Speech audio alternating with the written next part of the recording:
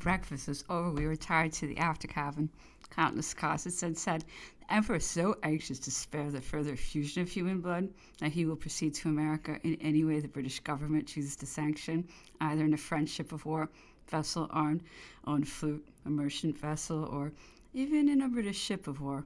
To this I answered, I have no authority to agree to any arrangement of that sort, nor do I believe my government would consent to it, but I think I may venture to receive him in this ship and convey him to England. If, however, I added, he adopts that plan, I cannot enter into any promise as to the reception he may meet with, as, even in the case I have mentioned, I shall be acting on my own responsibility, and cannot be sure that it would meet with the approbation of the British government.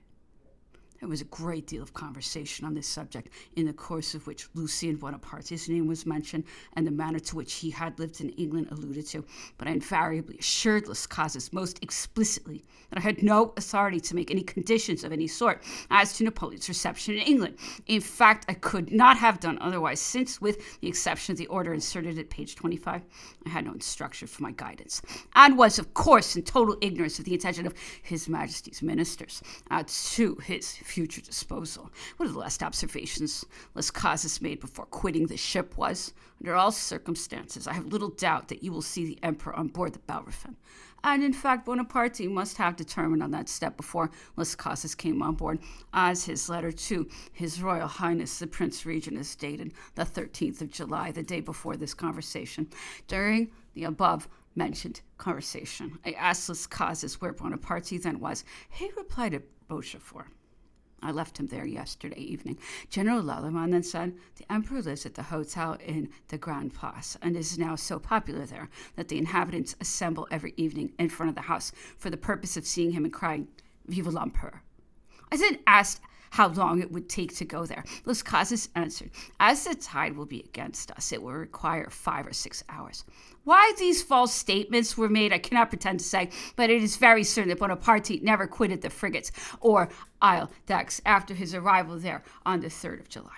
General Lalemant took occasion to ask me if I thought there would be any risk to the people who might accompany Bonaparte being given up to the government of France. I replied, certainly not. The British government could never think of doing so under the circumstances contemplated in the present arrangement. They left me about 9:30 a.m. In the course of the day, I was joined by the Myrmidon, Captain Gambier, who had been sent to me by Captain Green of the Daphne with a letter he had received from Captain Aylmer of the Pactolus in the Gironde, bringing information that it was the intention of Bonaparte to escape from Rochefort in a Danish sloop, concealed in a cask, stowed in the ballast, with tubes so constructed as to convey air for his breathing. I afterwards inquired of General Savary if there had been any foundation for such a report, when he informed me that the plan had been thought of, and the vessel in some measure prepared, but it was considered too hazardous.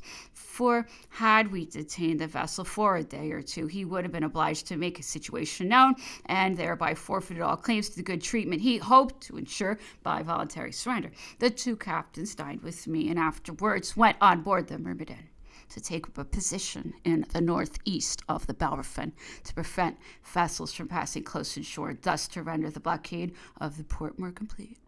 Soon after they left me, a barge was perceived rowing off from the frigates towards the Bellerophon with a flag of truce up, on which I recalled Captain Sartorius and Gambier by signal that they might be present at any communication that was to be made.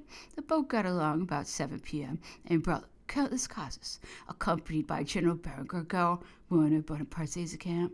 On their coming on deck, I immediately addressed Las Casas, saying, it is impossible you could have been at Rochefort and returned since you left me this morning. He replied, no, it was not necessary. I found the Emperor at the Isle d'Aix on my arrival there. He then told me he was charged with a letter from General Bertrand.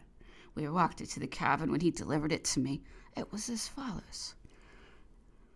Le 14 juillet, 1815. It's French. All right. Translation. Sir, Countless causes has reported to the Emperor the conversation which he had with you this morning. His Majesty will proceed on board your ship with the ebb tide tomorrow morning between 4 and 5 o'clock. I send the countless causes Council of State doing the duty of Marechal de Logis with the list of persons composing His Majesty's suite. If the Admiral, in consequence of the dispatch you forwarded to him, should send the passport for the United States therein demanded, His Majesty will be happy to repair to America, but should the passport be withheld, he will willingly proceed to England as a private individual there to enjoy the protection of the laws of your country. His Majesty has dispatched Major General Baron Gorgo to the Prince Regent with a letter, copy of which I have the honor to enclose, requesting that you will forward it to one of the ministers, as you may think it necessary to send that general officer, that he may have the honor of delivering the letter with which he is charged to the Prince Regent. Sir, your very humble servant, Count Bertrand.